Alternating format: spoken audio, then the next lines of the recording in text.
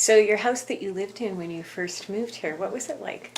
652 square feet on a 25-foot lot. So it was an apartment with a yard. And my daughter and I lived in it. And I thought it would be exactly the right amount of house for the rest of my life until I met my husband and his two sons. And the five of us didn't really fit. So how did you meet your husband? Well, it's kind of a silly thing. My sisters and I went to a social, and they were chatting with this guy, and I was trying to get away from somebody else entirely. And so I went and sat at this table, and they were talking about dogs. And this fellow was complaining about this little dog that every time he went to get in his truck, this dog would yap and bark and carry on. And to be friendly, I just said, "Where do you live?" And he said, "Cathedral." And I said, "What street?" And he said, "Robinson." And I said, "Do you live in the Lady Robinson apartments?" And he went kind of white. He said, "Yeah." And I said, "Do you drive a green truck?"